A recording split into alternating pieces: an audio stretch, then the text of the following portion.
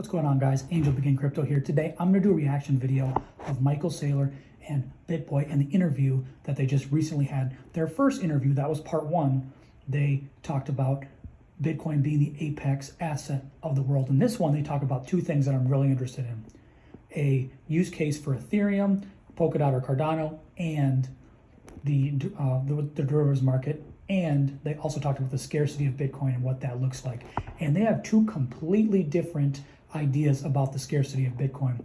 And it is awesome to watch somebody who's been in crypto for a long time versus somebody who's been in the traditional markets for a long time. Somebody who is a retail buyer versus somebody who is a publicly traded CEO.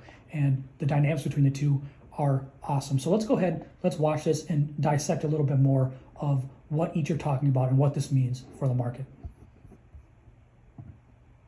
I mean, I think really, something you said that really piqued my interest in another interview I watched that you had done was where you talked about the derivatives market and how Bitcoin plays into that. For me personally, I think that Ethereum or maybe Cardano or Polkadot, probably Ethereum, I mean, it's got the first mover advantage.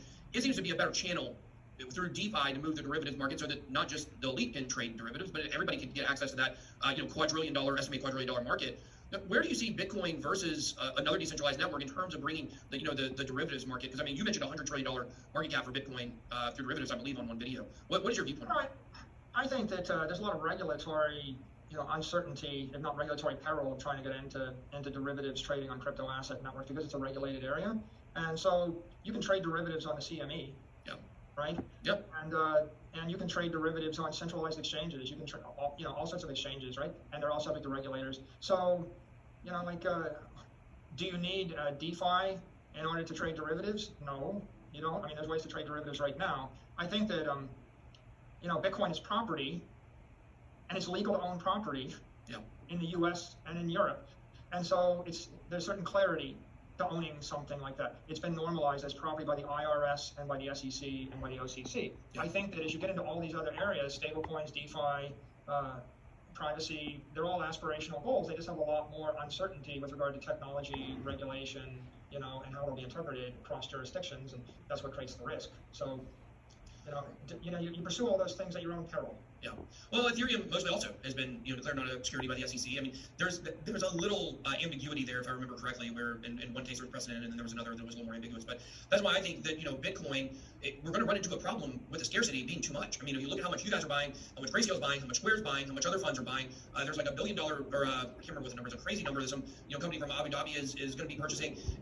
So as you guys can see right there, BitBoy is talking about the scarcity. First, we could talk about Ethereum.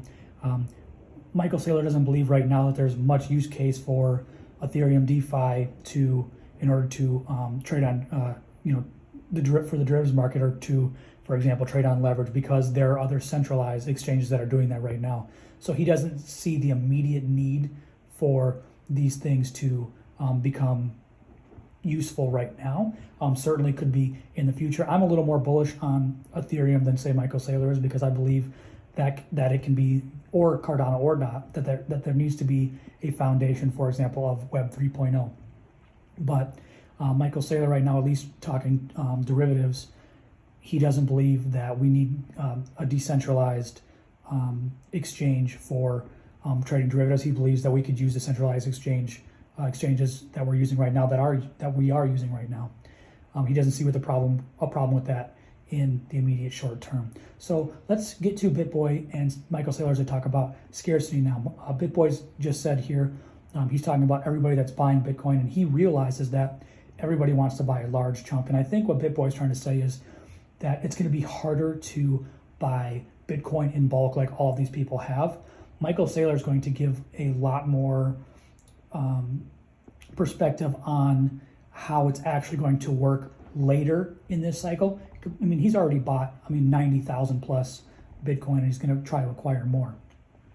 So his thought processes of what's coming next, like in a distant future, is a little more. And BitBoy's thinking about it in terms of just 21 million Bitcoin. Michael Saylor's thinking about it in several hundreds of thousands, or hundreds of billions of fractions.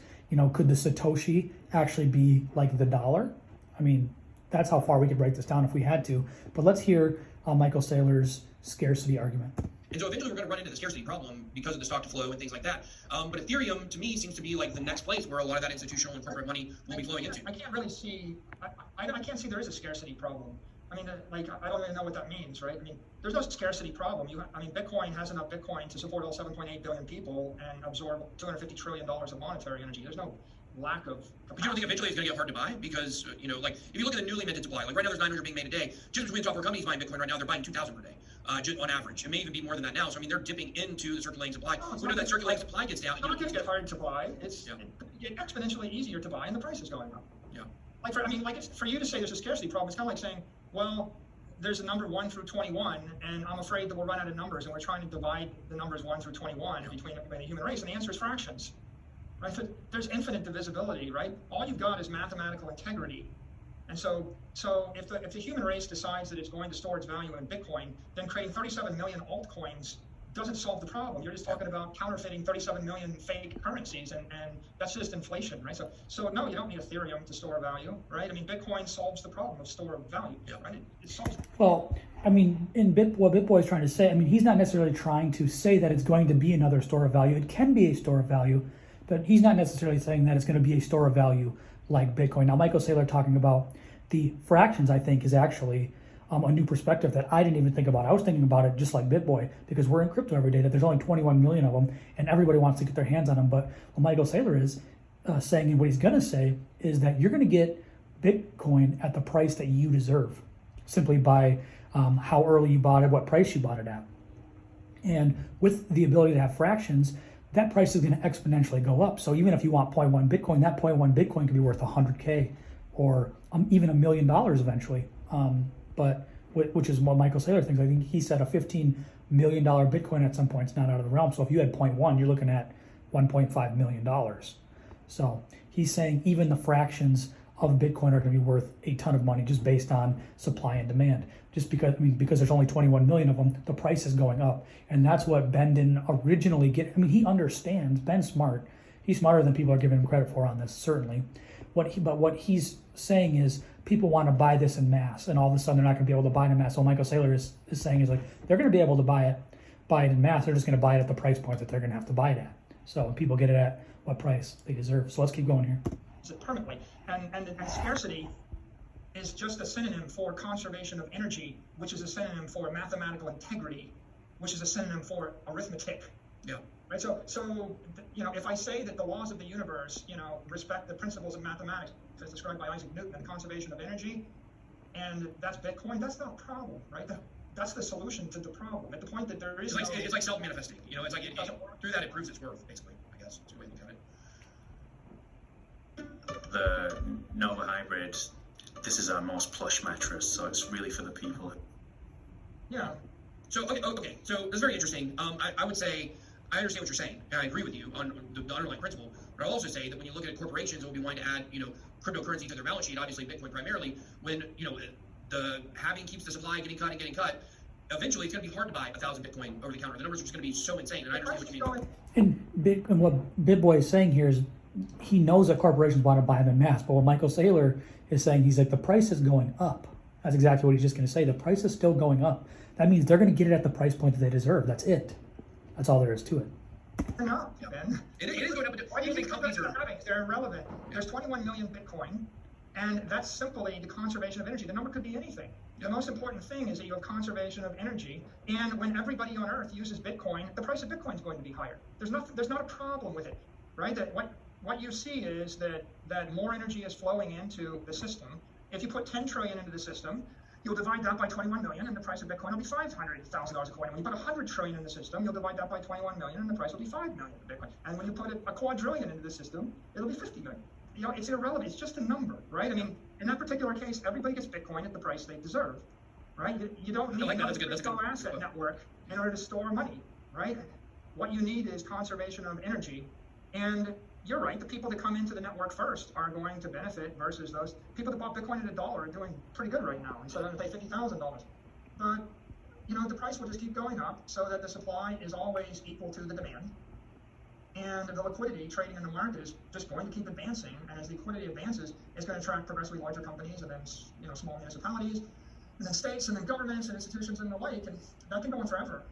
You can divide 21 million, by 100 million Satoshis of Bitcoin. It's going to work just fine. So, guys, that is the interview. That's what I wanted to show you guys and talk about the scarcity. And a lot of people talk about this scarcity being a big thing in Bitcoin. However, I think we need to change our perspective about what that scarcity actually means. That scarcity doesn't actually mean there's only 21 million Bitcoin. I mean, there is a limited supply. Like with fiat right now, or the United States dollar, you could print that infinitely. We're going to get 1.9 trillion in the stimulus check, in the stimulus bonus here.